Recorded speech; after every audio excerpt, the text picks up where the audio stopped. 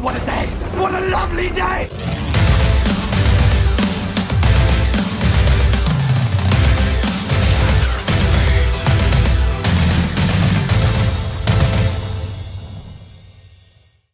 Welcome to Flat Earth Debate, Uncut and After Show. I'm your host, Nathan Oakley, and if you are new to this, my second channel, then be sure to subscribe and hit the bell notification icon to keep up to date with all the Flat Earth Debate, Uncut and After Show goodness. If you'd like to support this channel, there is a super chat that runs alongside each of these shows while they premiere, and there's also a PayPal and crypto link in the info box below this video.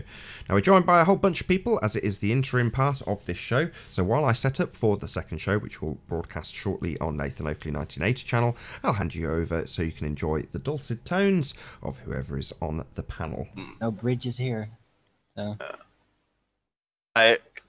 I have seen a short part of Sean Hufford's video where he puts the part of the conversation where I asked Nathan about if it also works on the under part of a bridge, right, upside down, and then he used that and said, now we have a model we can test, and then he starts with a computer simulation and says it debunks it, right? It should look like this.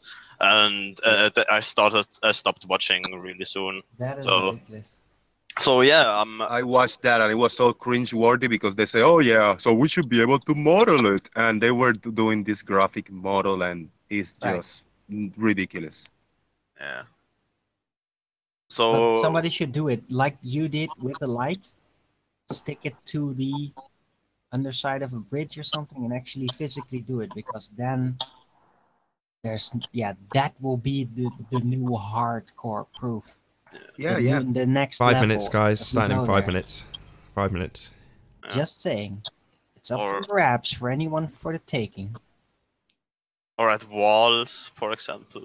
If the wall is straight enough, right? If the surface is one of those enough. flat apartment buildings, like the big skyscrapers that are all glass. Yeah. Those would be perfect. Yeah, right. If you have access to, like, I don't know, to the fifth and the 30th level of a building, you could really do it if it's really straight. The surface is really straight. Yeah. You could do it from one window to the other. Yet you have to be careful, of course, not to make an incident and fall down. Yet. No, but you don't even need to do it upwards. If the building is wide enough on one plane, one side, you can do it from side to side even. Yeah, you're right. You just stick a light on a stick next to the side and lean it to the next to the window on the other side, and then go on the other corner, look at it, and then get the camera really close to the surface. Will it disappear? I bet it will. I'm gonna have to start looking harder because I haven't started looking for something that I can reach with my arms, a long hallway or something, and give it a try. Yeah. Maybe try the sides of the Pentagon. Yeah. I don't know. In New York, it should be easy.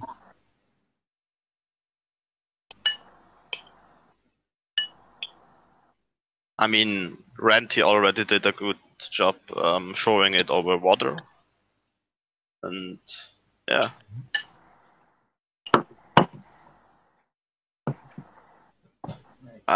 I think the argument at some point will be like, yeah, show it to us on upside down water if it is a real thing, right? So you have to like magically make the water not falling down when you put it upside down, and then show the same effect. You just turn the camera upside down. Yeah. Do the same thing upside down. Well, I mean, isn't everything upside down usually when it comes to cameras? The camera just readjusted to the way we see it. You know, like our brain does the same thing. Everything is upside down. So yeah, it already is upside down when you put it on a flat surface, right, horizontal. So there is also the proof. It doesn't matter where it is. It is just It's just relative to the ground or relative to the surface. So 60 seconds.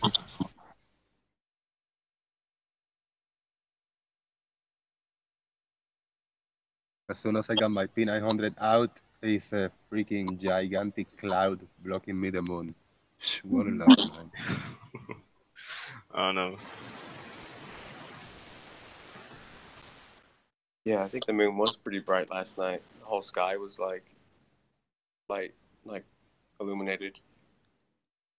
Yeah, and it's less than half of moon, and it's still very bright.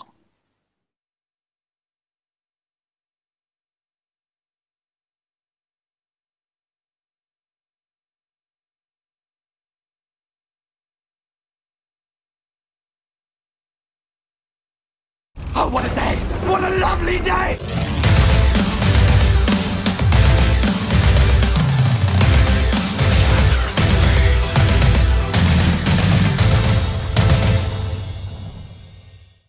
Welcome to Flat Earth Debate. I'm your host, Nathan Oakley, and if you are new to this channel, or you've not done so already, be sure to subscribe and hit the bell notification icon to keep up to date with the Flat Earth Debate. If you'd like to support this channel, there is a super chat that runs alongside each of these shows while they're live, and there's also a PayPal and crypto link in the info box below this video. Most importantly though, if you would like to join the discussion, simply mute the page you are currently watching, then click the link in the info box below this video to join the panel and express your views on the shape of the Earth. If you do join, please don't swear. If you do, you'll be ejected, and if you are, please don't try to rejoin the stream using stock accounts. You'll be warmly welcome back on the next stream. Please also share the show on Facebook and Twitter, very important as we obviously don't get promoted as much as we would hope, so very important that you share the show as it increases the live audience, but also increases the diversity of the panel, so share the show on Facebook and Twitter. And one last time, if you're new to the channel, or you've not done so already, be sure to subscribe and hit the bell notification icon to keep up to date with the Flat Earth Debate. Now we are joined by Jose, Sleeping Warrior, The Plain Truth, Zinda, Daniel, Chocolate Sayin, Warren, and Arwin. Good to have you all. Hello, hello, hello. What? Thank you very much. Good afternoon. Hello, hello, hello. So, any signs of curvature? New people on the panel from last show? Absolutely no evidence of curvature whatsoever. Nope. I think you'd have to be a moron to believe that anybody called Miles the Liar Davis is showing you curve. Utter garbage. It's not true. Fair enough. Any signs of axial rotation of the Earth-based variety? No. Nope. Nope. Stationary. Sure are. No? Nobody? No, none. Nobody going Shut to up. affirm the consequent? No? No? Really? Nope. Okay, fair enough. Oh, Any evidence that you can have a gas pressure without a container for all those people who believe in the outer space that is a vacuum? Never. No way. Only for a very, very short moment. No? No.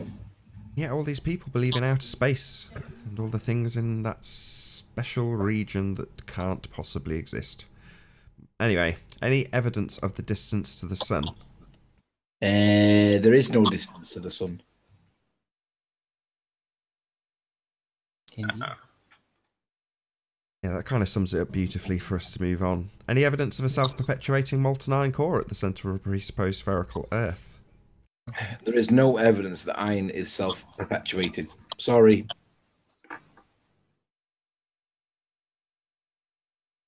Any No, I scientific think it's the evidence? melting part that's self-perpetuating.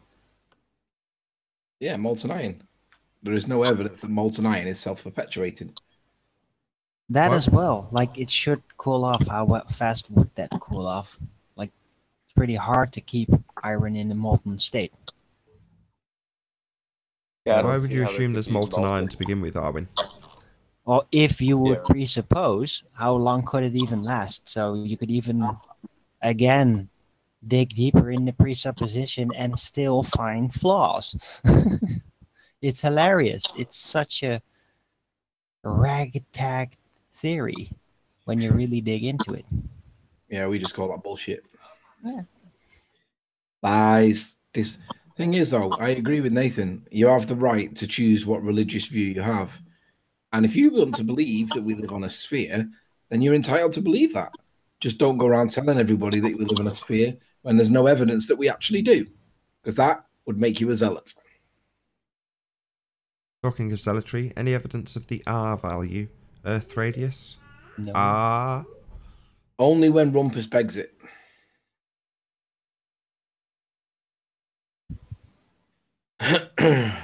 It's still being used in their reification fallacy then. Nathan, we're going to have to diversify, you know. Because now that we've basically pulled apart all of their arguments, you haven't really got a show. We're going to have to do something different. Arwen, take your clothes off. I don't agree. See, the thing is, no matter what happens on this show, regardless of the fact that we've taken apart all of the globe assertions, the religious belief that is living on a sphere, there's still people out there that genuinely believe it. And that will continue to be the case while it's the mainstream rhetoric. Now, most people don't appreciate that they're being deceived. And in this small corner, we've got it tied down, right? Well, does that mean we stop? Well, no. That just means that the mainstream rhetoric continues to assert what they assert. You know, we're a tiny, tiny little corner of the internet where we are bashing the living daylights out of globeheads on a daily basis, and long may it continue.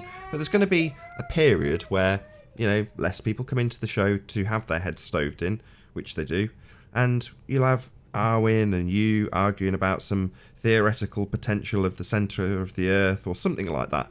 That conversation will go on while one of these people who's watched the rise of Simon Dan and assumes that they can replicate it and make a living off YouTube debunking flat earthers, they'll come along, suddenly get loads of affirmation from the rest of the globehead zealots out there, telling them that they're genius when they come up with their formal logical fallacy or whatever it is they do, and they'll watch you and Arwen talking about something fanciful, and then say, I could absolutely demolish these guys. They'll come on, and within about 25 seconds, Arwen will rip their head off. And you know, that's how it will be. But in the meantime, there's got to be those lulls for that guy to tune in and go, I could smash these guys. Oh, right, there's a link to join. Right, I'll do that. Oh, yeah, what evidence have you got for us? Gas pressure without a container? What are you talking about? We just know that space is real. Oh, yeah, you've been there, have you? No. And so long may it continue as far as I'm concerned. I like these little calm bits. I know it makes you... It's almost like you get on edge when no one's having a full-blown row. I like these little calm bits between the storms. Yeah, I do. I appreciate them. But what I don't want people to think is that Nathan's show is dying because blah, blah, blah. Really, we've killed the opposition. We are David and Goliath is dead. We are victorious. We know what they're doing to lie to us and to deceive. We know it. We've shown it. And we can show it over and over and over again because you guys deny perspective. You don't account for it. And that's the problem. If you did account for it, pretty much everything over 20, 25 miles would be gone behind the curve because that's the size of the Earth that they tell us we live on. I agree in terms of our arguments, but I don't agree that we've killed Goliath. So what we have done is clambered up Goliath as a group, got onto his chest with a spoon and opened up his rib cage so people can see his heart. Well, he's still stumbling around, wounded, but he's still asserting that the Earth is a sphere to absolutely... This is a metaphor, people, right? I don't want to hear about reification fallacies in the comments, right? Son off. It's a metaphor. Anyway, so Goliath's still going around saying, yeah, Earth's a sphere, and boshing them on the head with the TV or whatever it is that they use. You know, that programming is still absolutely rife and rampant. That's what I mean. That's why I pick this format. The lulls are kind of inconsequential to the longevity of the show. There's still the assertion that we live on a sphere. We know it, and people who come on the panel may come and go, as will the globeheads that want to assert it. And, you know, the lull might come at my detriment, me personally, I mean. So, for example, you guys all get bored and go, oh, well, we've won, and you all slowly fitter into the background, and all that will happen is the globeheads will replace you and assert their dogma, and they might very well overwhelm me. You just don't know. But that's part of the fun for the audience, right? I guess so.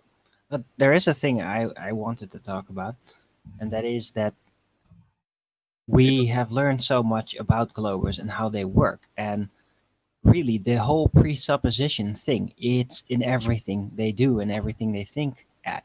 So you got to realize that if we don't allow that, if we don't give them some food, something to lure them in with, they're never even gonna try because there's nothing to get.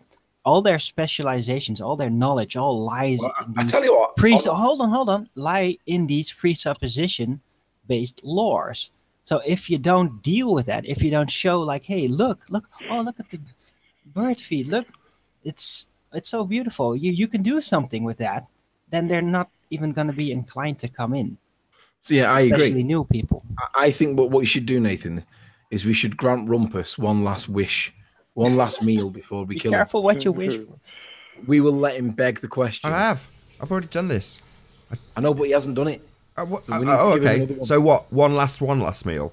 I'll Yeah, just 'cause he hasn't reassert done it the one for that the we let audience, him do. Anthony. Didn't No, get to I don't want finish it. it. I'm not going to let that hang out there like I've not done that. Right. So I did. So Rumpus was given one last opportunity. He was challenged. Anthony was challenged to go down to the beach and catch his original assertion, which has had like 100 and something thousand views now, where he asks, "What's this? Ireland?" Question mark. Well, yes, that might become the butt of a few jokes. Doesn't change the outcome. What he saw, he was then challenged to go to the beach and get, and he did. He got it, and Rumpus specifically stated without prompting that he would be modelling it. It was easily explainable on a ball. In other words, when begging the question and assuming your outcome that you're on a sphere, and then going forward, ignoring all aspects of perspective and putting it in side view and telling you how much of the feet and inches value should and shouldn't be there at the bottom, when he's doing that, I've offered him, begged the question. 6 months has elapsed and he hasn't done it. He just keeps saying one more day and I've got that down. I've got a website built with that, all about the Isle of Man. Well, I have given him that opportunity and he hasn't done it. So I'm not going to give him one, oh, we'll do it with this one now so we can come on and argue and obfuscate for 2 hours, only to not do it like last time. No way. That was a big deal. I mean, you went to the conference with that as an exclusive. I was right next to you, stood next to you when you put it out in front of the audience for the first time and showed it. It was glorious. And, from that day to this, have we had anything in response? No. Nope. Of course not. Well, The Earth's obviously and observably flat. What are they going to do about it? Yeah, they use their reification fallacy and then slap looming on top of the already begging the question fallacy of R and the begging the question fallacy on steroids that is 7.6R and then the begging the question fallacy on steroids that needs a bit of a pick-me-up with 7.6R super looming. It's like people who want to believe that Isle of Man is a slightly looming non-standard refraction hyena hologram or a super looming non-standard refraction hyena hologram of the Isle of Man, they're entitled to do so. Me, I've had enough of it.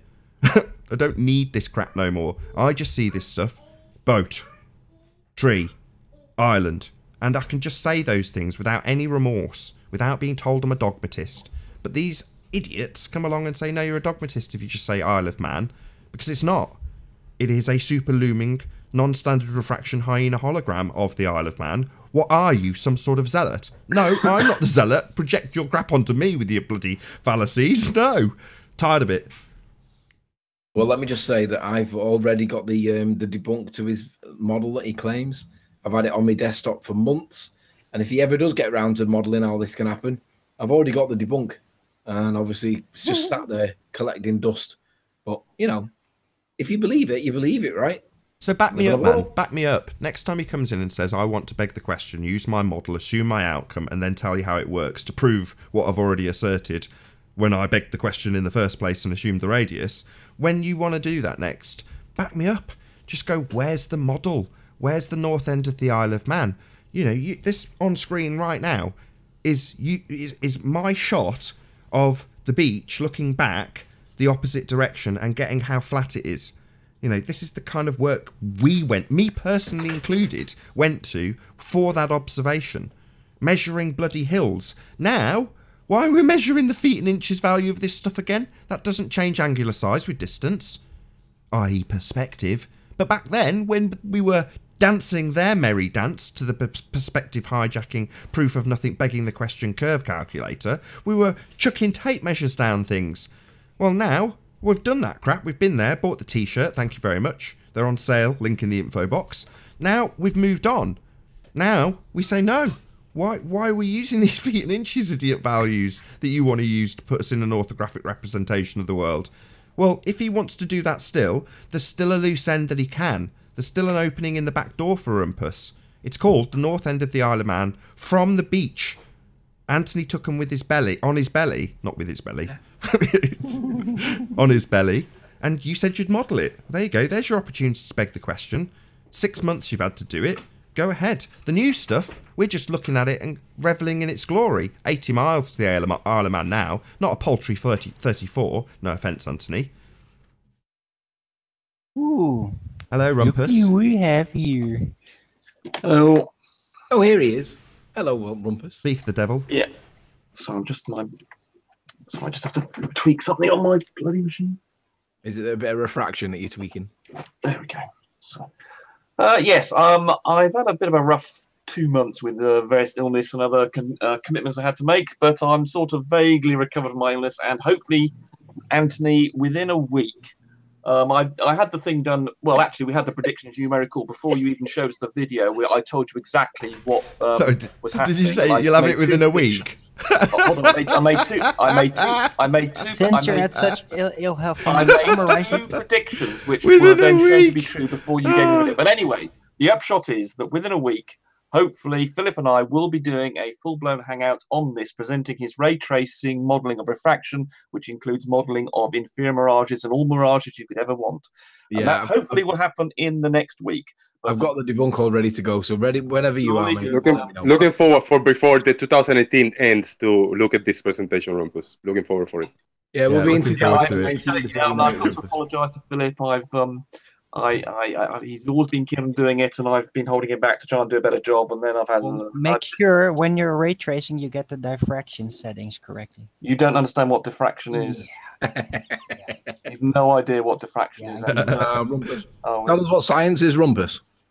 Well, actually, Nathan does give the correct description occasionally. Is this the determining what's going on in reality in the physical and natural world? That is, I would say that as a correct definition of science. But then he goes on to just talk about the experimental method. And it's not limited to the experimental method. It includes peer review, observations, analysis, and also distributing information. Science is much more than just a scientific method. And of course, Nathan doesn't even understand how a hypothesis works. When I was trying to show you yesterday how you've got two models, you're competing, and you've got some evidence you want to match it against, Nathan goes, oh, no, we can't do the comparison between the two competing models. No, that's not allowed. Because, of course, he knows it will show up the flat Earth model being bollocks. We haven't got a model.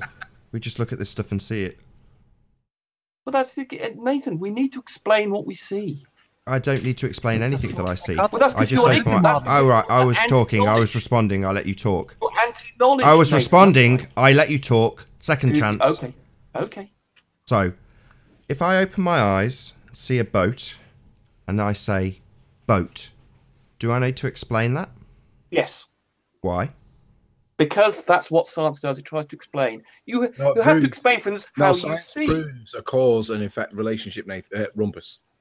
You do not. Science is not just about cause and effect. Yeah, it is. So, for instance, no, it isn't. I'll give an example. Please. Yeah, it is. I'll give an example. No, I want evidence. You give us an example. Give an example. So, if you just wait a second, determining, for instance, the size of an electron is a scientific endeavor. Mathematics. That does not. That's mathematics. Size of something, that's maths. No, it's not mathematically based. Yes, it is. Nathan, yes, it is. Quantities, that's mathematics. That's size, that's mathematics. That's not science. That's not cause and... You're talking while I'm talking. You're talking while I'm talking. That's mathematics. That's measuring things. That's not science. That's not cause and effect.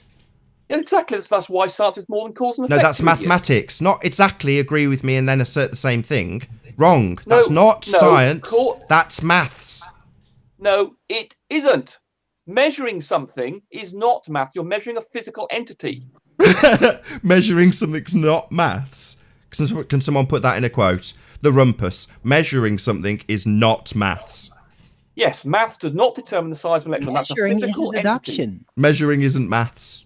Just no, audience. You heard it here first. Measuring isn't maths. So you think? So let me.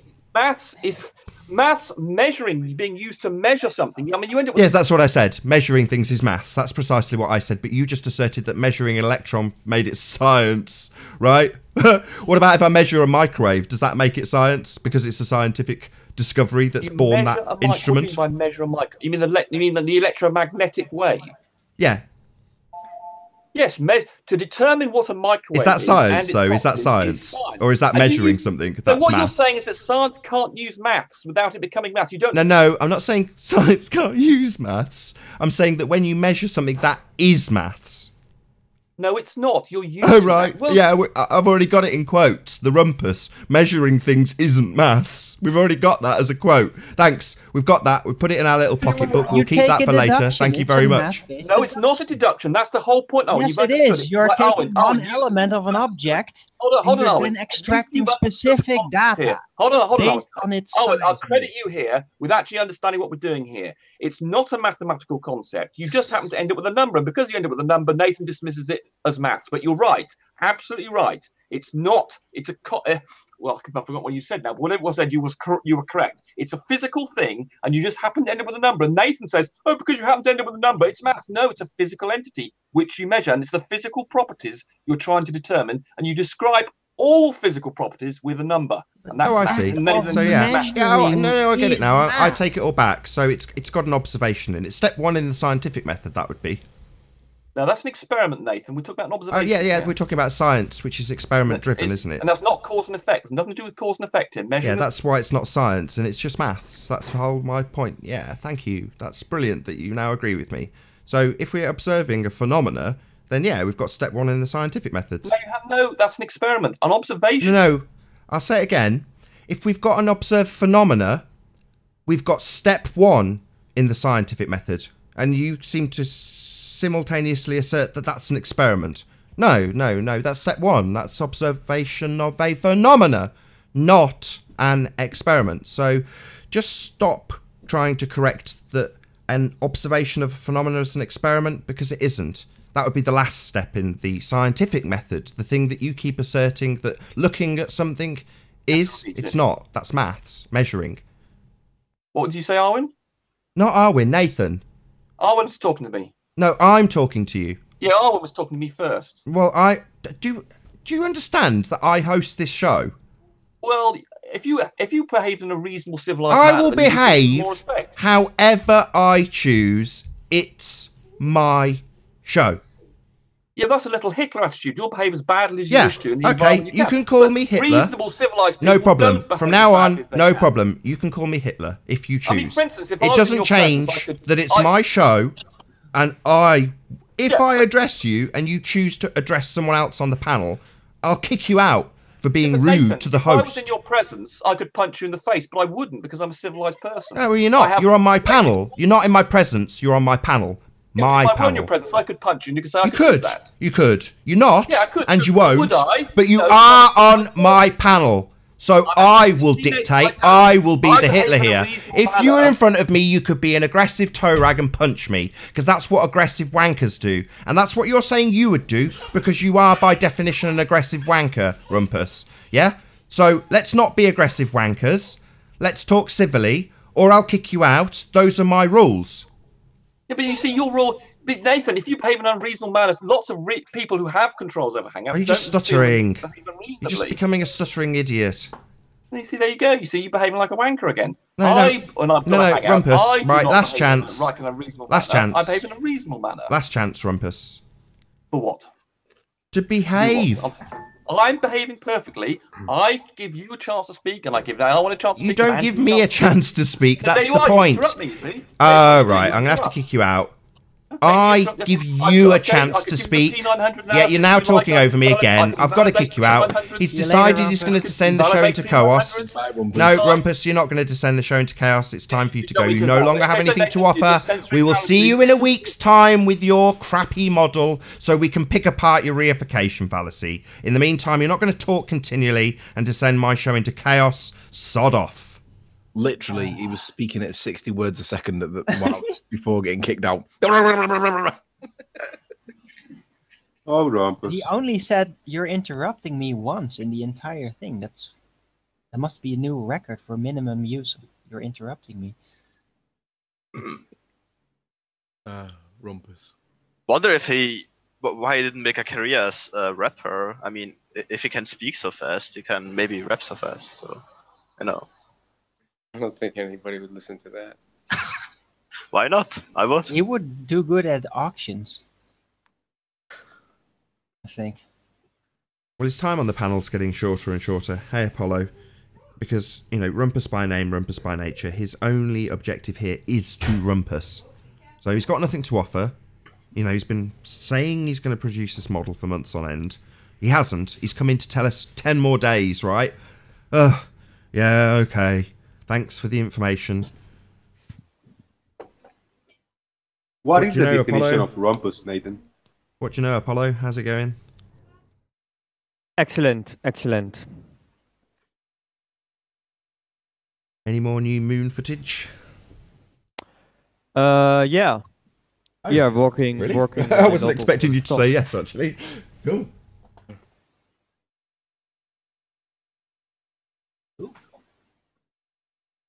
Would you like to share with us? I think he's on the case already.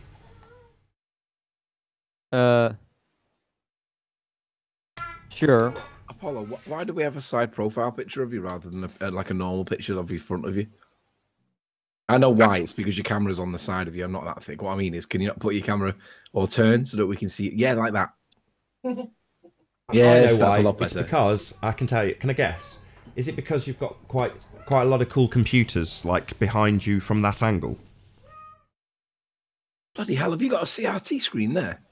See what he told you? From the angle that he's got the camera, you can see all this That stuff in the looks like my background. I think that's why he's done it, whereas behind it's just his bed or something. Apollo, why do you have CRT screens? Do you know how to program? Do you know any languages? Don't know the answer to that already. You know, thank you very it's much, cool stuff. Those all computers. Because he's a geek. I love it. Geek chic. Yeah. When they work, which is getting difficult as time goes on. You know. Geek Makes Central. him feel like he's in NASA control room. No, I might. You just took the words right out of my mouth. Yeah, but that's cool, isn't it? Come on. No, who's going to lie and say they've not looked at the NASA control room and thought that would be cool, you know, controlling a spaceship? That's cool, right? Don't anybody deny that that's cool. Cool. Nah, I was just gonna say it's actually Very cool nice. he went that far to make it look like that. It's awesome. So yeah, that's why the camera is right there, and it's a unique angle, so it's kind of cool, I think. You usually just see the front, not the side of a person. Speaking of cool, I hope I'm not giving away information I shouldn't. If I do, I'm sure I'll get a smack bum for it, but there we go. FE Core showed us some footage from their laser observations that they're currently doing. And while space was cool when I was growing up as a kid and, you know, looking at a NASA control room and thinking about controlling spaceships was cool, that's all nonsense. And I accept that. However, some of the stuff that they're doing is genuinely cool. I mean, when you see some of the equipment, it does make me smile because it is uber cool. You know, they're playing with these really, really sophisticated lasers, and you just look at the pictures from it and you're like, whoa, that looks intense, like literally intense. But it's just cool to be a flat earther as far as I'm concerned. The kind of stuff that's going on around us at the moment is just super cool, and it's real world stuff. You know, it's not like this is fantastical green screen flying out into space that doesn't exist. You can't have a gas pressure without a container after all. But this stuff that they're doing on the ground with very real equipment, it just looks and is cool. Lasers are cool.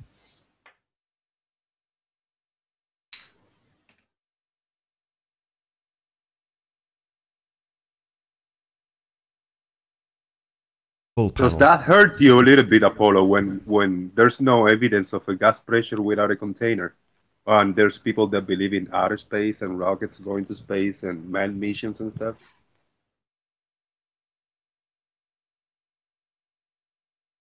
Sorry? Does it hurt you a little bit inside when when there's no evidence of a gas pressure without a container, so there's no chance of an outer space the way we know. So there's no man-made space, there's no moon missions, there's no rockets going to outer space to orbit spherical Earth and stuff. What do you think about it? Well, I mean, it doesn't hurt me. I'm no snowflake that gets triggered by unimportant. Well, that don't really matter, but I mean, why should it doesn't hurt me? I mean, I don't really understand why the rules. Yeah, it was a misuse of words. Doesn't it like crush your dreams of maybe become an astronaut or go to outer space one day? Maybe phraseology. Not really. Okay, thank you. Did for me though. It does for you, Arwin. Did you cry when you found out outer space is just a dream, is science fiction? The first 3 times, yeah, definitely. Shit. Uncontrollably the first time. Sorry, that doesn't make any sense. The first 3 times. It does. No, I did share this, right? I've been awakened throughout my life. There's been several attempts over the course of my life, including when I was very young. Couldn't handle it and just got really upset, forgot about it again, because I was always just in love with space and the cartoons, Saturday morning cartoons and Transformers and all these space fantasy stuff. I loved that so much. I just couldn't get it out. I've got to stop you there, Arwin. We just want to know if you cried or not. Well, The first time always hurts, doesn't it? Yeah. Exactly. When I was a little kid, I definitely cried. Yeah. It's really seriously upset. No, at the loss of space. Not when you hurt your knee. No, but I'm talking about loss of space. Yeah, when I was told that it didn't exist. Who told you? I don't remember who they were. They were adults. Was it Mark Sargent? No. Did they also offer you some sweeties? That was a joke. Did they also offer you sweeties?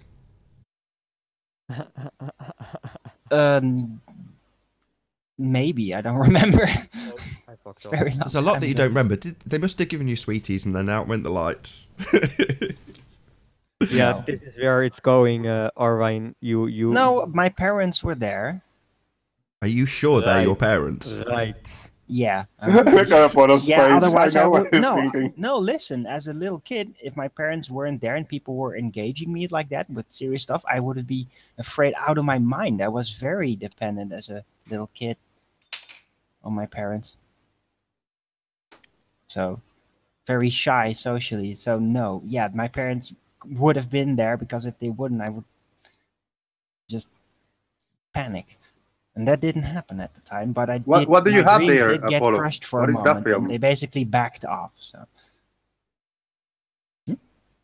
You flash a film or something like that, Apollo? What is that? Yeah, I'm working on a project. So what I found on eBay are I would say 9 rolls of 30mm film, which is nitrate film used in 1937 to photograph a trip to Istanbul and Egypt. So you have photos taken in 1937 of old Egypt. You can see it here, I realize, maybe if I use my phone. But the interesting thing is that this was taken before many of the ancient Egyptian temples and pyramids and these sphinx were restored. So the Sphinx was uncovered in 1935. So these photos were taken just 2 years after the Sphinx was recovered. So it was kind of new back then, and before the Sphinx was restored. So most of the Sphinx is still, right now the Sphinx is restored, but these photos were taken before that. And I'm scanning them and putting them online. It are something like 300 photos. So that's very cool. Can you hold up the film again? Because I only just got you on camera when you were holding it up. Sure.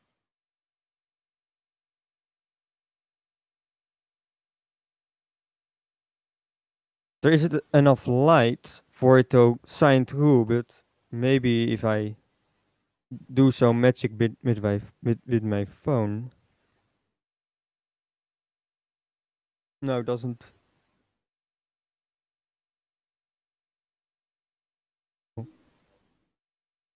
It doesn't really work. It didn't, but we could at least see what you were talking about. Yeah, so these are the canisters. And this is nitrate film, so it's very volatile, it has a very low self-combustion temperature. It's something like 35 degrees Fahrenheit. Holy shit, so it bursts into flames at that temperature? I would say about 40 degrees Celsius, it self-combusts. It's very volatile. Yeah, right. Like in Inglourious Bastards, when she stacks up all the nitrate film behind the cinema screen and sets it on fire. Yeah. So this is the real deal. And sure. Gases. Cool. Very cool. Yeah. They are going on Flickr. There are already about 100 photos on it, I think. But can you bring them up? Can you bring those process, up? Can you share your screen with your Flickr? Wait, I've got one way to show the film. So this is one of the scanning trays. And I can just...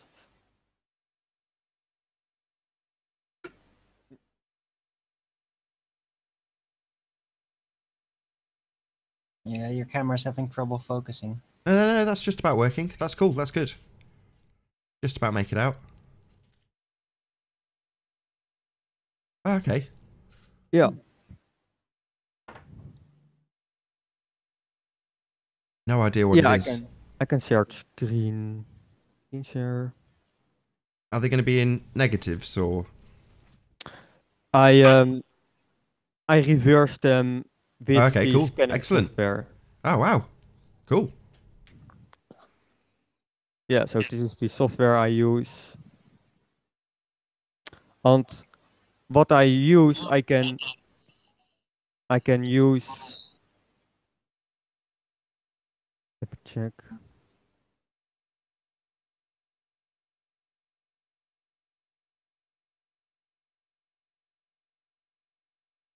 Oh yeah, so you have these individual photos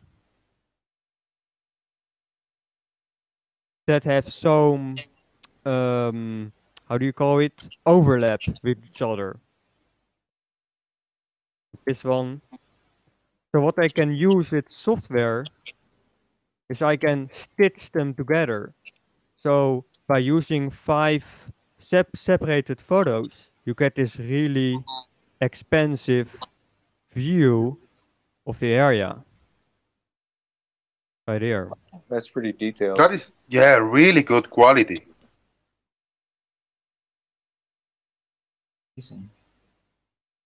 Nice work. So this is all your work, right? Yeah, this is, yeah. Wow.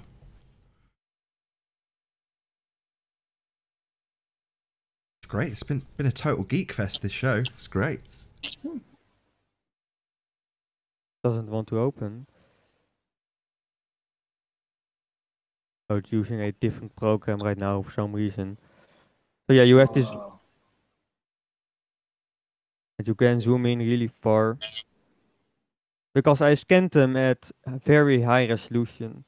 About, yeah, you can see right here, this stitch is 8,000 by 4,000 pixels. Wow. So it's really detailed. And So most of them are just on one side, but some are. I'm not sure if I can find one like this. But the software is smart enough to recognize when one photo was taken above the other one, so it can actually correct for this. So you get this really amazing wide view, not just on one angle, but up and down, left and right. Is it a difficult task for you to find these treasures online, Apollo? No, not really. I have several search terms activated that automatically pop up. I'm trying to find another one. Is it easy for you to discern? Is it easy for you to discern what is the real deal and what is going to be a BS or fake? So far, I have been. I mean, some things are obviously fake. Like on one auction, there was a computer tape and handwritten on this computer tape with a black marker was Apollo 13 UFO classified data. And that's obviously just Yeah. not real. Unless you believe in aliens. No, I only believe in Arwin and Bilu. thank you.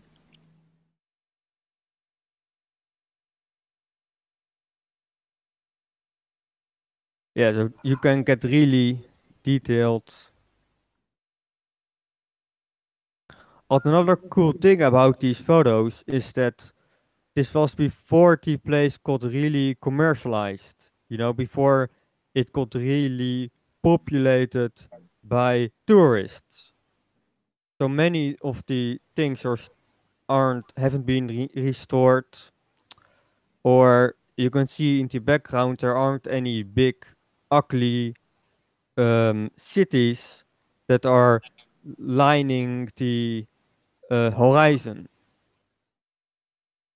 So that's something that I think is really unique, and photos like these you wouldn't be able to take anymore. No, of course not.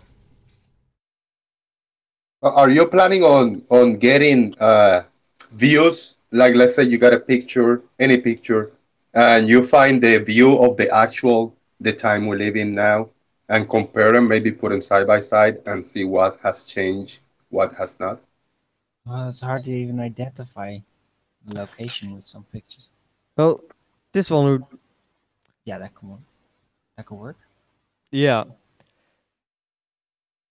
And I'm not sure if any of you have noticed, but most photos taken today of the pyramids and the Sphinx are all from one angle. And this is because the only on one angle you don't see the cityscape. On all angles but one you see this ugly city, you know, Cairo, that blocks the view. But when this photo was taken, that city didn't exist yet as it does today. So you have, so this photo, if you would take it now, would have a city in the background, I think.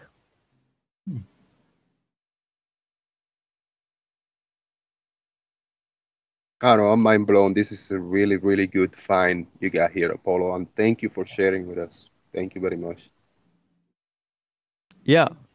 Thank What's you. that black dot? That's the film. That's just I would say a emulsion blemish or a development blemish.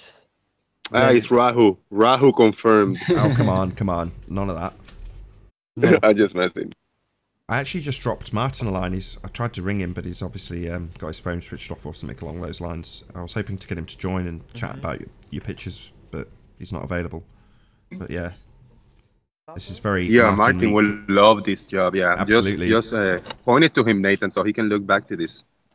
Yeah, I did. I told him the show number, and you know, I'm hoping I can get your Flickr account, and I'll pass that on to Martin as well.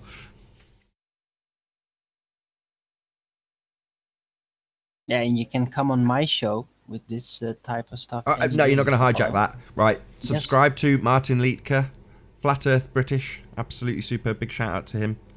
I'd love to have both Martin and Apollo on my Flat Earth Early Bird show. That would be awesome. You're determined to hijack this plug for Martin's channel, aren't you? Not really. Martin is the right guy. Awesome, man. He has he's so much further with this kind of stuff than anyone, and he has these amazing sources. Baffled. He is the right guy to locate all these the pictures of the Apollo has. He can locate it in the maps. Somehow he got some skills to locate stuff in the maps and match him all story versus now. You know, really, he's really good researcher on that. So Martin Liedtke, if you're hearing this, please come on my show. Hey, I can actually. And Apollo. Hey, I can send you a link to the Flickr archive, which yes, has please. most of the currently scanned photos. Yes, please. Awesome. If you can stick it in the side add chat, me on Skype, Apollo. If are you happy for me to share it with the audience? Because I'll stick it in the public chat if you're happy for me to do that. Yeah, sure. So I've got two folders. Yay.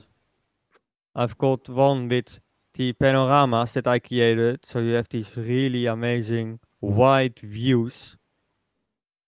And the software is really intelligent. It can correct for perspective and all kinds of stuff. Of course, in this particular photo, the boat was in two photos, so you get part of the boat in one photo. So that's funny. A glitch in the matrix. And of course, the more photos I stitch, the wider you get. So this would be this would look awesome in a really wide monitor, ultra wide monitor.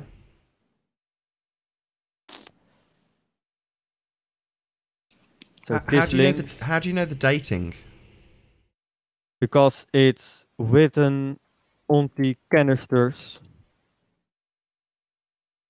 Can you show us? Ah, your Flickr account. Yes, please. I'll grab that and give it to the audience. Let me check.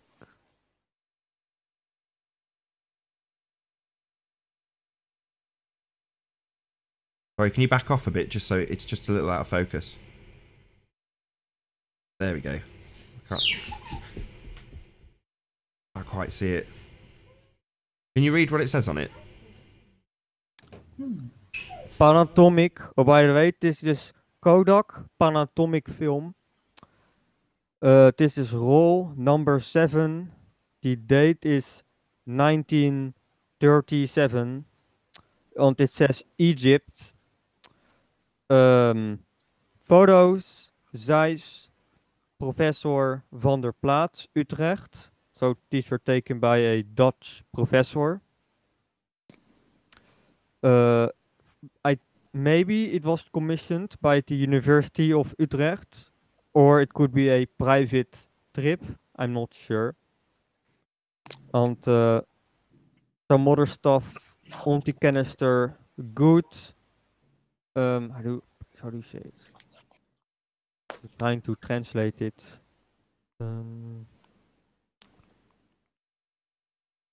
Good intensified, which is, we think these roles have been intensified. So what that means is, if you took photos on negatives, and the negatives were very light, very thin, which means they weren't correctly exposed, it is possible to change, in quoting marks, the exposure by applying a certain type of chemical that intensifies the negatives. So it makes the negatives, it attempts to rectify the underexposure. And we think some of these roles have been intensified. So that's just something interesting what they could do back in the days when they still had to edit photos, you know, with chemicals and with darkroom techniques. Are all very interesting. Cool. Thank you. I really appreciate presenting all that. It was really cool. Yeah, I do have several hundred NASA photos coming my way, but it might take a few months for them to arrive. I could try and find a photo, because I think they will be absolutely awesome. But I will have to find a photo of it. Let's check. Shout out to NASA. Exactly. Shout out retracted. Indeed. Thank you. That took a while. We've probably only got maybe 5 minutes left, but if anybody can get in touch with Martin Liedtke and just let him know, we were hoping to grab hold of him.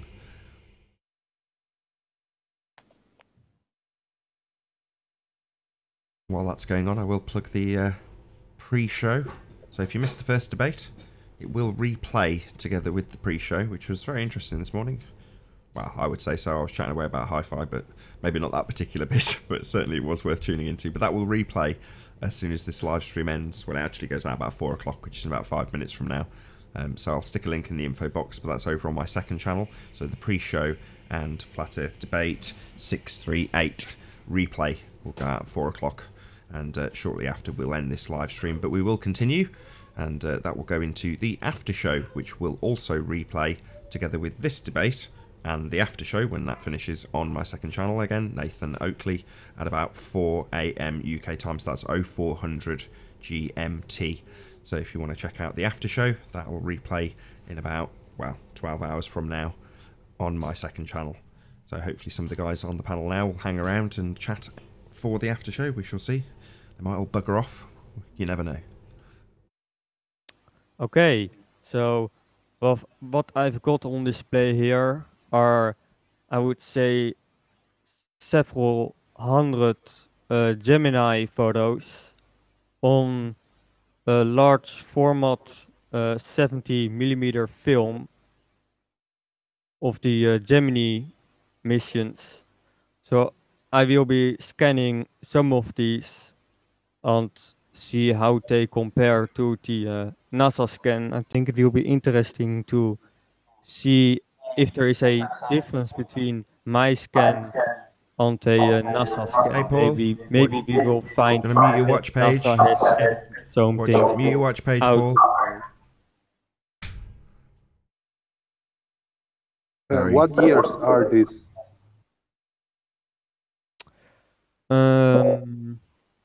I'm not sure of the date. Oh, it says right here, 1963 to 1966. Okay, so it was dated pre-moon missions hoax. Okay. Yeah, these are the Gemini missions, which were the missions before Apollo, basically.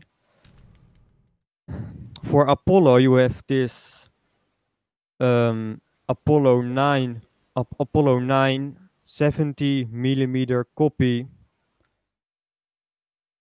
So you have the photos on this reel right here. So these are the... Well, it's about $500, the price, eh? Yeah. not too expensive for me and not interesting enough. I would like to have this, but you know, too expensive.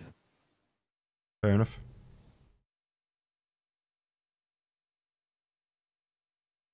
But yeah, maybe if one with lunar surface photos pops up, I will buy it, but not this one.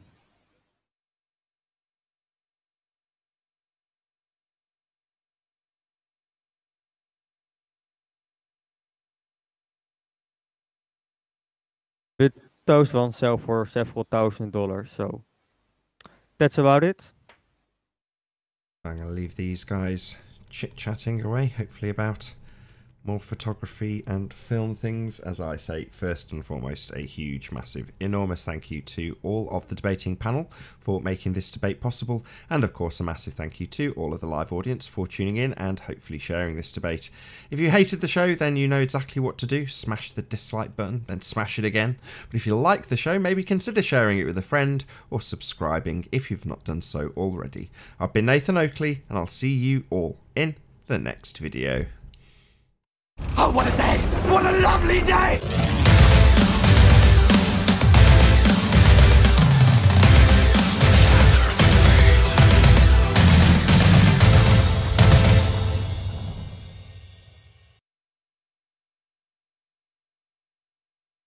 Bumping heads and arguing about the challenge on the Wolfie and all that stuff. And then a couple of days ago, he came back. It was more of a just a chat, you know, talk around. Yeah, it's a good show today. Da-da-dun, da-da-dun. Uh-oh. So yeah, that are some of the things I'm working on. Awesome. Why you ask a Flutter Hero? Do you got some history with him? No, but I have been following the Wolfie stuff and the Flat Earth Hero stuff. You know, the challenge. I've been following the challenge. And what is your take on it? What do you think about the whole thing? Well,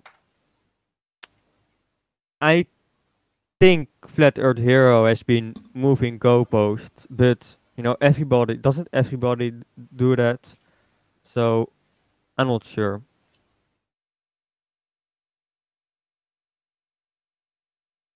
I just like to see all the footage of inside the plane. That was cool.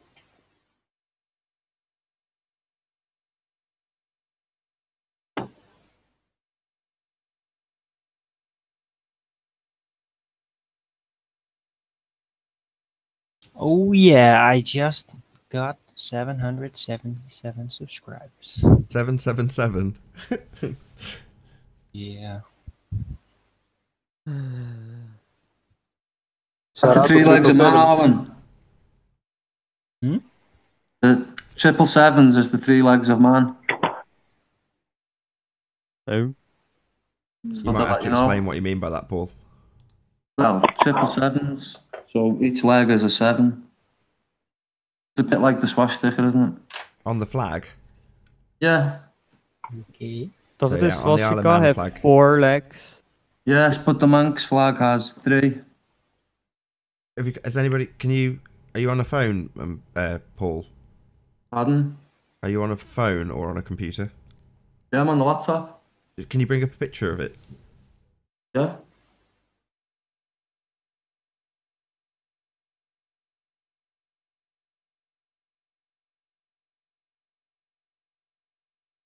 How do I share it to the Hangout? That one. Whoa. You see it? Shit is really hitting the fan in France, by the way. Crazy pictures out there. What's happening, Arwen? Yeah, it's a revolution. Oh, Typical okay. France demonstrations, but they're turning kind of dark. Literally. Didn't George Bush die yesterday or last night? Where have you got this information from, Arwen? From Russia Today. Oh, okay. I'll present it. There's pictures, like things on fire. It's wounds, everything. So yeah, shit is hitting the fan there, and it's widely. It's on the news. It's everywhere, and they always do it. But now it's really gone to another level. It's turning to serious rioting. Is it? I've got the picture of the 3 legs here. I don't know how to share it with you. So wave your mouse over the Hangout page, and then on the left there'll be like a row of tabs that come down the left-hand side. Oh, yeah. Second one down is screen share, and then click on the tab that says, I think it's application window. Yeah, application window, and then pick the right one. This one. And then click share at the bottom of it. Oh, it's application window. Why won't it let me put it in? Do I have to paste it in there? No. So you just, as long as you've got the window open, and then you just click on screen share by waving your mouse over the actual Hangout that you're talking to us on. Okay, I've done that. I've gone into share your screen. Yeah, and then in that there's 2 tabs. One says application window, one says whole screen. So click on application. Yeah. And then scroll down through the list. There should be a few windows that are open. One of them will be the one that you want to share. It's not giving me a list. It just says application window and it's all blank below. All blanks. Just have you minimised the window? No. So you need the Hangout window or the other ones? No, the one that you want to present. Right. Or the other way to do it is just click on present whole screen. And then click share, so it actually presents your whole screen.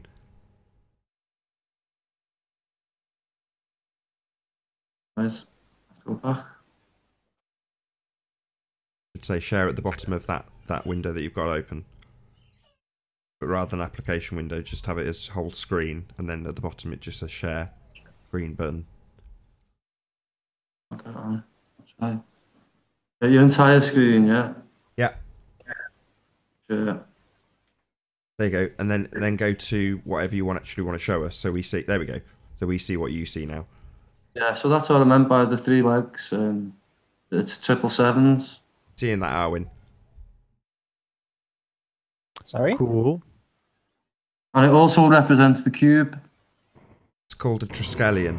Not really. The Triskelion. Right. It's also the symbol of Sicily, and Sicily is known as the Isle of the Sun, and the Isle of Man is known as the Isle of the Moon, Mona. Oh, right. Okay. There's also been a few people that have postulated that is actually the layout of the world. So yeah, it also matches the layout of the continents. Exactly. On some models which have been proposed. Yeah, exactly. So it's got it's got quite a lot of significance. I can always struggle to say this. The Triskelion. Oh, it says it next to it actually. Triskelion. Triskelion. Yeah. That it's not necessarily legs. It's that shape though.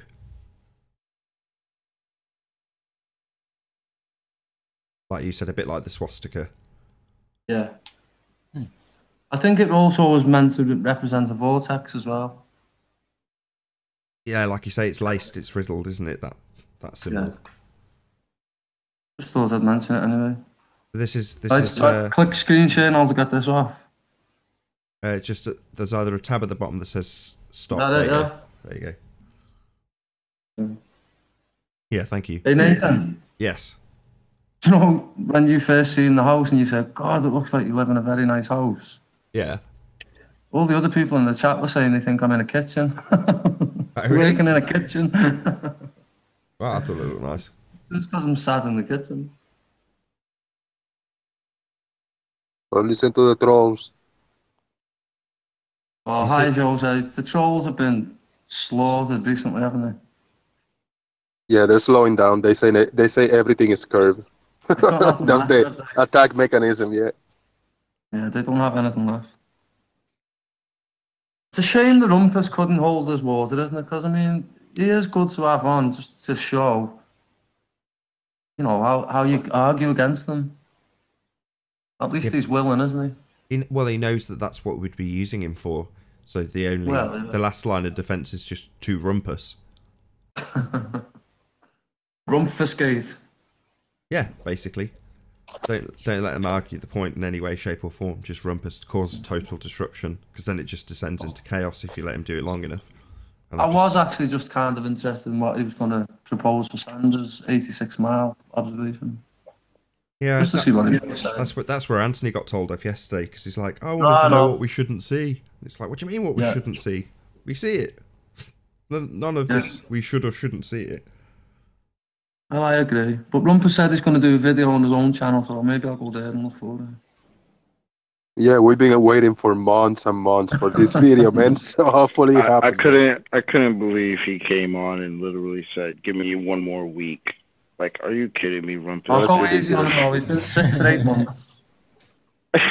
Like, just a week. I mean, Mebesa, you've been following the show. And he said, hopefully. Yeah, I watch the show every day. He didn't say definitely a week. He said one more week, and hopefully I'll have something with this guy, Philip, or whatever. Like, come on, Rumpus, man. So each and every time we've brought it up, he always says that he's been under the weather. Yeah, right. Yeah, so Is that what he the says? last 2 months has I hadn't been picked crazy. up on that. And please. Is that what he says? I've been under the weather. Yeah, he's been sicker than a sickle. Yeah, every single time. I've been sick. I haven't been feeling well. Yeah, but he come in the show and he been yelling and just all jumpy all over the place and hyper. He doesn't sound sick. No. He never says that unless you bring that particular thing up. That's the problem. It's a sporadic illness. Selective illness. Oh my god. It's too funny. Maybe the show is Rumpus's medicine. I mean, he is entertaining to have on, but he just doesn't know how to, have a conversation. Like, that's it. How you can't talk to somebody like that. No. He's like a petulant child, isn't he? Yeah. Okay. Like, I can only imagine how he has, conversations in real life with real people. Does he talk like that, or does he flip back to some normal, non-rumpus mode? I don't know. I just think the flat earth triggers him. I think flat earth triggers a lot of people. Yeah. Just discussing the subject can trigger people. Just saying the words. You'll get people who look at you cross-eyed. Yeah. I had a guy literally just when I brought up flat earth, he looked at me and said, "No, I am not even having this conversation." Got up from his chair and walked away. I can well literally imagine. got up and walked away. It was just like, nope. And I was just like, hey, what? We can't even have a conversation? Come back. He's like, nope, I'm not doing it. Did the la la la. I'm covering my ears and walked out and went to another room. I was like, wow. And I turned to my friend and I was just like, you see how people get triggered about this shit, because I just told him that people don't like talking about this shit. If you don't know this conversation is going on and you're just a ball believer and that's just normal to you. No, some people just don't want to hear it. And this guy, I guess, considers himself to be like a kind of a geek. So he was just like, no, that's to him just stupid. I'm not having that conversation. No. To his perception, it's below him. Yeah. Yeah, but that's exactly what it was. I couldn't, part of me was just like, wow, like just to witness it. Just to see, and I'm calling him back, like, hey, come back, man. Let's have a conversation. What? Literally I would love to conversate about it. And he was just like, nope, not doing it. I was like, wow. One of my colleagues 1 year ago was a flat earther, but he no longer works at the company. Did you talk to him about it, Apollo? No, we didn't really. I only had one short conversation with him, and never again. Why? We didn't just bring it up anymore. Oh, okay. Only once, but that's something else. Yeah. And am I correct in still thinking that you actually are a proponent of the heliocentric model? You accept it? Yeah. Yeah, that's fine. I just wanted to clarify. So I've enjoyed when you've been on the show, Apollo. It's been good to listen to you. Okay. So this is my scanner, and it will be this scanner or a better or a higher resolution version. Yeah. That I will use to scan the Gemini film when I receive it, that I showed just before the show ended. Yeah. So this is the glass carrier. This can, because this film is like 80 years old, it wants to curl very heavily. So you need a carrier with a glass which presses it together. Just insert it.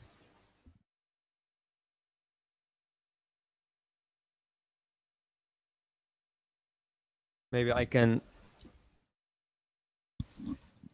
can pick up the noise.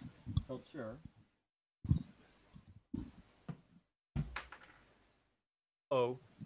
Uh-oh. Fucked up. Oh, you broke it. Tilted.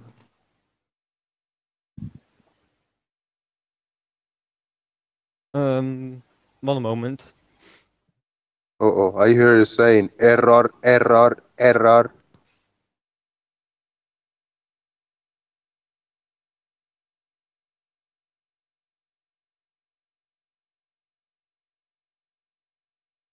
Sorry, folks. We're having technical difficulties. Jose, you don't have to show off rolling the R's like that, man. All right. Yeah, right. Error, error. It's organic, man. It just happens. Yeah, I know. Hilarious.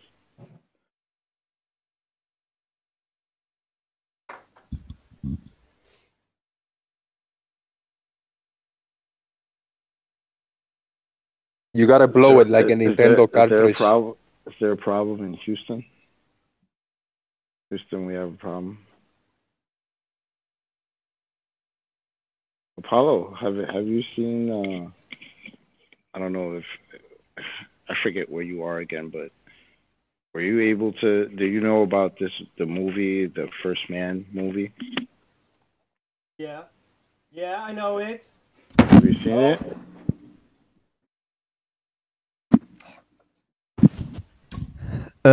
Microphone got loose. Oh, no problem. You know of that movie? You seen it? I know about it, but I haven't seen it. It looks kind of shit. It looks kind of shit. Yeah, the Earth is completely wrong. It has the incorrect terminator for the date of the landing. It's incorrect. Oh shit! Man, the First Man debunked by Apollo. Well, the movie has the incorrect terminator. The Apollo photos have the correct one. Obviously, I've checked it. What do you mean by that when you say the incorrect terminator? You mean the Terminator line? Well, when you look at the moon from Earth, it has cycles, right? It has a lit side and a dark side. On this terminator, the line between day and night changes depending on the date. And you get the same, you see the same thing when you look at the Earth from the moon. And every date has a different position of the Earth and moon relative to the position of the sun.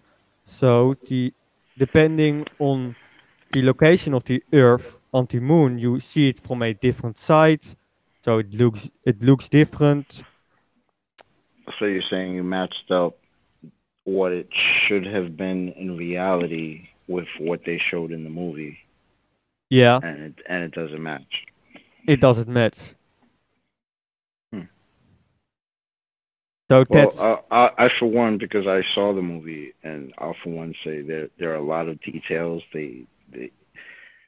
One of the reasons I wanted to watch it was because I was very interested in what kind of details they would have, because obviously this is the first real moon movie about the first landing that they've ever made, as far as I know, right? Mm-hmm. Yeah. Correct me if I'm wrong. No, there is another one, From Earth to the Moon. It was an ABC special. No, but I mean like a big budget action pack. I mean, I know there was Apollo 13, but that never made it to the moon, so they didn't really... You're right, it's the first proper Hollywood main A movie, whatever you call them, mainstream, big budget movie about the moon landings, specifically. And what do you think about the movie, Choco? Which I find funny, because I remember hearing Mark Sargent the first time say, why don't we have a moon movie? Greatest achievement, and they've never made a movie. And I never thought about that. Like, there were so many movies about, around, like, based on the moon, but never, the story of the first landing. We never got that before, and I'd never thought of it before I heard Mark Sargent say it. So now, I think it's kind of funny that now, all of a sudden, here we go. We've got one now, right? They made it just for Mark Sargent, man. Yeah. Well, maybe not just for him. I mean, personally, I just see it as kind of like damage control. It's like, oh my God, people are looking into this now, so let's get a movie out there now. All of a sudden, and then there's TV shows now about JPL and what's the other guy? I mean, they also made a movie called The Right Stuff, which was very long. I actually quite enjoyed that. I enjoyed that movie. I mean, it was about the race to get to the technology to make it capable of going to the moon, but mainly about the Air Force as opposed to NASA. But there we go. I thought that was quite a good movie. Loads of people say it's too long and boring, but I was like, well, at the time I watched it, I was a fanboy and I thought it was good. But there we go. But that certainly wasn't about the moon landings either. But I remember you saying that the First Man was mainly character-driven as opposed to plot-driven. So it wasn't necessarily so much about the moon landings as it was about Neil Armstrong. Experience-driven, mostly. It was very first-person, so you would go through the trip as an astronaut, feeling that experience. You were definitely Neil Armstrong. Like, the camera was literally in his face the whole movie. I mean, Ryan Gosling, the guy who played Neil Armstrong. So even when he's in the rocket and they're showing you him taking off and going into space or whatever, they don't show space very much. There's not much detail. Most of what you see in the movie is, focused on him, if it's just him alone or if it's him and the other astronaut. And they'll show you a little bit of a view coming out the window. They'll show you a little bit of him looking out the window, and they'll show you what he sees, but you don't really see the rocket once it goes into space. Like, I wanted to see if they would show something like, the rocket just going up and out of the atmosphere and stuff like that, but they don't really show you any of that. And then the landing, I mean, it was almost comical, just the way, I guess maybe just the way I think about it now. I guess you guys just got to see it. Like, they don't, I don't know. The detail isn't great. I'll say that. It was mostly just his experience and the stuff he was going through. They did show when the astronauts, the fire that happened that killed the prior astronauts. The assassination, yeah. Oh, did he put a lemon on it as well? Did they show that? Say that again? Did he put a lemon on top of the module? They didn't know, but they did. They only portrayed him as kind of like a real pessimistic, just like like a real grumpy guy. Do you remember what he said? Do you remember what he actually said? I think he said words. It's paraphrasing, but words to the effect of, "If we can't communicate with our own towers here at NASA, how are we supposed to be expected to communicate with us while we're on the way to the moon?" Yeah, I believe they threw that in there too. Oh, they did actually quote that. Say that again. They did quote that in the movie. Then he didn't put a lemon on top of the module, but they No, they didn't show. They didn't show him putting the lemon because they didn't show him very much. There was one scene with him. They were all in a briefing, and he had a few words, and somebody says, Gus, whatever, and he was just rah rah rah. But then the next time they show him is when they're conducting that test, and with the fire and all of that. I love it. So, next time they show him, he's on fire. Yep. So even in the movie, they still want to send that message, because you've got to remember, there's all those NASA employees that are modern day NASA employees that are going to go and watch that movie, right? And the overriding impression is, here's a skeptical naysayer, next thing, on fire. Make no mistake. Very, very interesting. Yeah. Okay, so and it was they tried to reiterate, if we can't get it to work here, we have to fail here before we can succeed up there.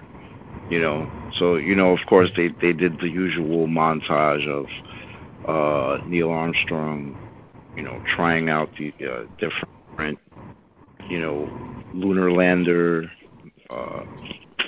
I guess I know what you mean. The wobbly platform where he's powering it on Earth badly. I know exactly what you mean. The charades. Yeah. They did they have cheesy music to go with the montage? He would have to eject out of it.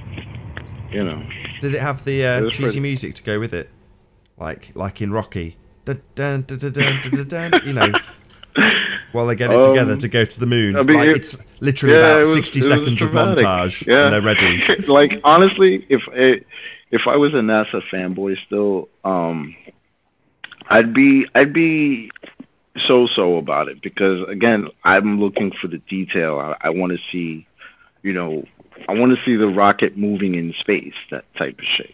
I don't just want to see the, Neil Armstrong's face. Did the character that played Buzz Aldrin participated a lot in the movie, or the Buzz Aldrin in the movie wasn't focusing too much? It's funny, they portrayed Buzz Aldrin kind of like a loose cannon, kind of like the guy at the party. That was actually pretty funny. They portrayed him as the guy at the party that would say whatever was on his mind at whatever point, and would make everybody just feel uncomfortable because he was just so blatant with whatever he was saying. Almost like somebody who doesn't really think before they speak, type of thing. I don't know if maybe to make him seem a little bit kooky. So if he's out there, on video saying we didn't go to the moon, we could say, oh, he's just kooky Buzz, right? It's drunk old Uncle Buzz. These are the type of things I wanted to notice in this movie, and they threw that. Good old drunk Uncle Buzz. Whoa, George Bush actually did die. Buzzed by nature. Okay, so technical difficulties fixed with my watch. George Herbert Walker. Did you put it on the wrong gas mark? That's. Was it on gas mark 6 rather than gas mark 7? That he passed away. Wow. Apollo, you fix the machine, do it, man. I want to see it. Okay, so I have interchanged the glass carrier with a slide carrier, and I've loaded some original photos taken by somebody of the Apollo 15 or 16 launch, so you can see the rocket and the launch right there, and the rocket with the launch, and the rocket with the tower, and another. Okay, So you get a general idea. I'd be very interested to see those. The very first video I made on this subject 3 years ago. You'll have to bear with me for this story. So, Globebusters were broadcasting, admittedly, on Jaren's channel. So it wasn't actually the Globebusters channel. It was Jaren doing a show on his channel with a whole different lineup of people. But anyway, while I was in the chat, I explained to his audience members, like we have a chat on this show, that I'd already made a video about one of the launches and the shuttle, and in that video I basically got a transition shot that was only on screen for a few seconds, where they show a few people standing close enough to what went up in the air to get a scale of how big they are compared to the rocket itself.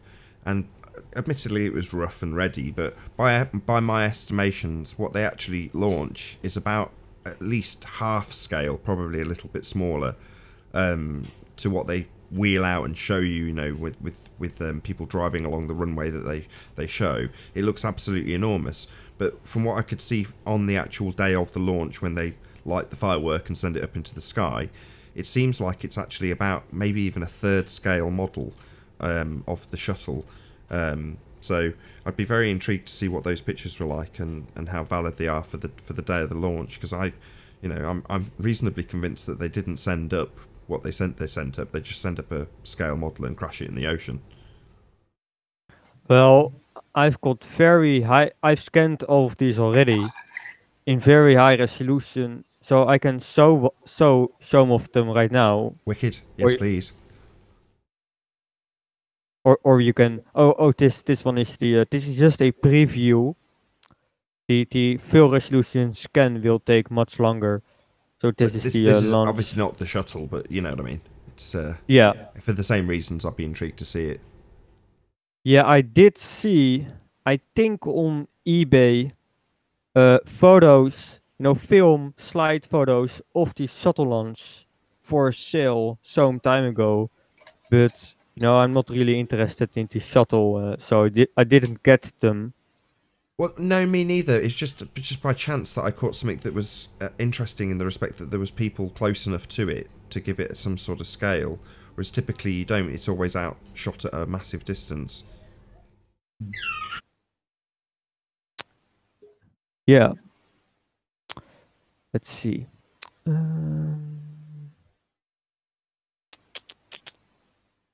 Going to take a moment to get the files.